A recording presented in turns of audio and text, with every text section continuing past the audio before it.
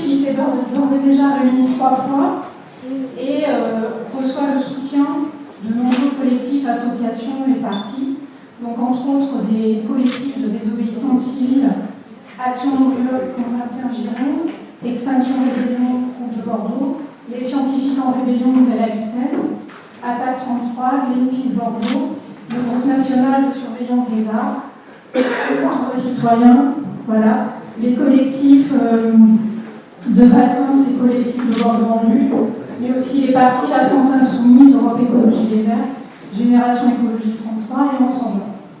Donc là, on oublie sans doute.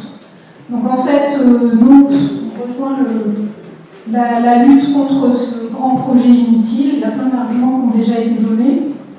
Donc c'est un projet inutile du fait que pour les transports, pour nous, la vitesse s'est dépassée. Ça correspond à une culture qui date du siècle dernier. Et bien sûr, c'est notamment dépassé en raison de l'atteinte.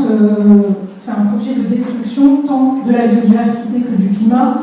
Et comme ça a été rappelé, en fait, c'est un projet qui correspond d'abord à émettre des énormes quantités de gaz à effet de serre qui contribuent à faire augmenter la température moyenne terrestre, alors que tu dois être fait pour réduire ces gaz à effet de serre sur le très court terme. Et c'est un projet de destruction certain de la biodiversité, comme l'a expliqué Philippe Barbedienne, de la séquenceuse.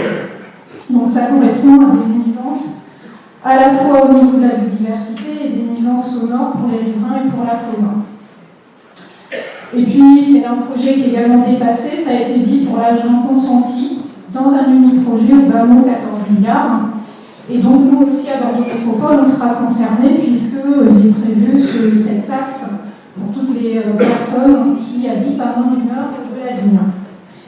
Et en fait, on veut dire que si on dit stop à ce projet, on dit aussi oui avec force à des transports ferroviaires du quotidien, rénovés, étendus, mieux équipés, notamment pour les vélos, pour favoriser en fait ce qu'on appelle la multimodalité entre le TER et les vélos.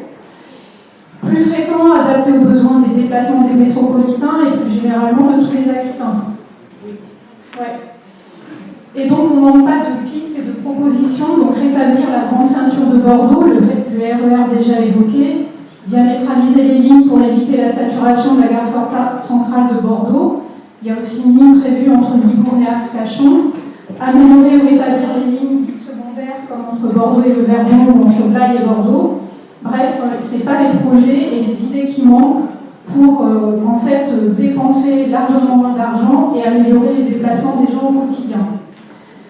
Donc la modernité au XXIe siècle, c'est aussi penser autrement le transport des marchandises, et pour ça, la mise de camions sur des wagons imaginés par Alain Bousset, c'est un gadget digne d'un film à gros budget. Le mur de camions sur l'autoroute vers l'Espagne ne se forme pas en Aquitaine. Il faut prévoir un dispositif de conteneurs standardisé tout le long de la chaîne. Et nous y sommes favorables, mais cela relève d'une planification dans le cadre d'un vaste changement d'orientation de politique générale. Donc on s'est déjà réunis 3 fois. Notre prochaine réunion, c'est le 12 mai à 18h30 et toutes les personnes de Bordeaux Métropole qui veulent se mobiliser avec nous pour contrer ce projet de LGV sont les bienvenus. Et merci à vous.